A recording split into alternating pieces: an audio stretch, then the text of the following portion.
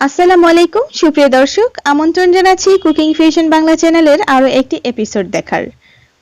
আজকে তৈরি করে দেখাবো জেব্রা কেক।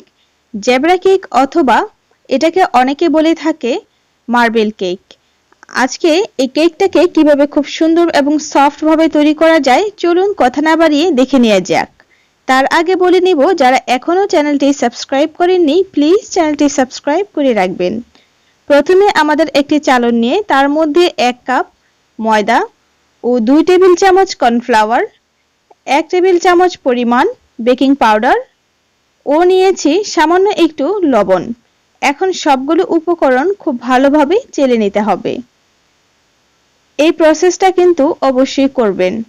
কেকটার সফটনেস বজায় থাকার জন্য আমি কর্নফ্লাওয়ার ইউজ করেছি এখানে। এখন আমরা এটা সরিয়ে রাখবো। অন্য একটি পাত্রের মধ্যে দিয়ে দিব রুম টেম্পারেচারে থাকা 2টো ডিম, কারণ আজকে আমরা 2টো ডিম দিয়ে এই কেকটি তৈরি করব।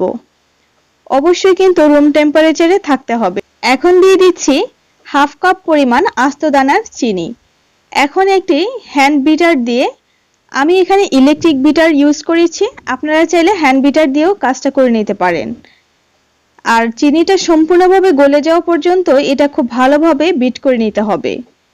এখন দিয়ে দিচ্ছি আমি 1/4 কাপ পরিমাণ রান্নার রেগুলার তেল। চাইলে এখানে আপনারা মেল্টেড বাটার দিতে পারেন, তবে আমি কেক ম্যাক্সিমাম ক্ষেত্রেই রান্নার রেগুলার তেলটাই ব্যবহার করে থাকি। এখন আমরা প্রথমেই যেই শুকনো উপকরণগুলো চেলে রেখেছিলাম সেখান থেকে অল্প অল্প করে দিয়ে খুব ভালোভাবে মিক্স করে নেব। একেবারে পুরোটা দিবেন না, এতে করে খুব ভালোভাবে মিক্স করা হবে না। আর অবশ্যই আলতো হাতে মিক্স করতে হবে, যাতে করে ডিমের যে ক্রিমি ভাব বা ফোমি ভাবটা নষ্ট না হয়ে যায়। তো এখন আমরা সম্পূর্ণটা ঢেলে দিলাম, মানে সম্পূর্ণটা বলতে আমি এখানে কিন্তু অল্প অল্প করে প্রায় 3 থেকে 4 বারে এটা মিশ্রণটা মিক্স করেছি। দেখুন এটার কনসেন্ট্রেসিটা এরকম হবে। এখন সম্পূর্ণভাবে মিক্স করে নেওয়া হয়ে গেলে দিয়ে দিব 1 টেবিল চামচ পরিমাণ গরম পানি। গরম পানিটা অবশ্যই দেওয়ার চেষ্টা করবেন, চাইলে কিন্তু গরম দুধ এখানে দিতে পারেন। এখন ভ্যানিলা এসেন্স দিয়ে দিয়েছি আমি 1/2 চা চামচ পরিমাণ। সবগুলোকে খুব ভালোভাবে মিক্স করে নেব। মিক্স করে নেওয়া হয়ে গেলে এখন আমরা এখান থেকে কিছুটা ব্যাটার আলাদা করে নেব। আমি 50-50 নিয়েছি, মানে অর্ধেক করে নিয়েছি, আর অর্ধেকটা ভ্যানিলা ফ্লেভারে রাখবো। তাই এখানে দিয়ে দিচ্ছি কোকো পাউডার। কোকো পাউডার দিয়ে এটাকে আমরা চকলেটি ফ্লেভার তৈরি করছি। আর কোকো পাউডার দিয়েছি আমি 2 টেবিল চামচ। এখন একটি মোল্ডের মধ্যে তেল ব্রাশ করে তার মধ্যে বেকিং পেপার বিছিয়ে দিয়েছি। বিছিয়ে দেওয়া হয়ে গেলে এখানে আমি প্রথমেই যেই ব্যাটারটা তৈরি করেছি সেটা এখান থেকে দিয়ে দেব।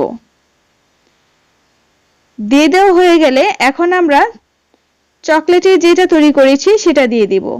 এভাবে আমি প্রায় কয়েকটি লেয়ারে এখানে ঢেলে নিব মোল্ডের মধ্যে। এখন একটি কাঠির সাহায্যে এভাবে ঘুরিয়ে দিব, এতে করে এটার মধ্যে একটা ক্রসিং ভাব বা জেব্রা ক্রসিং যেটা আমরা বলি, সে মার্বেল একটা আকৃতি চলে আসবে।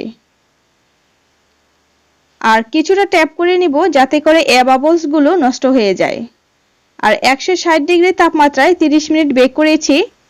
চাইলে আপনারা চুলার মধ্যেও বেক করতে পারেন। চুলার মধ্যে কিভাবে পারফেক্ট কেক বেক করা যায় তার অনেকগুলো টিউটোরিয়াল কিন্তু আমার চ্যানেলে দেওয়া আছে, কষ্ট করে একটু দেখে নেবেন। আর আমি যেহেতু ওভেনে তৈরি করেছি, ওভেনে 160 ডিগ্রি তাপমাত্রায় 30 মিনিট বেক করেছি, মিডল তাক থেকে 1 তাক নিচে। আর কেকটা কতটা সফট হয়েছে আশা করি দেখে বুঝতে পারছেন।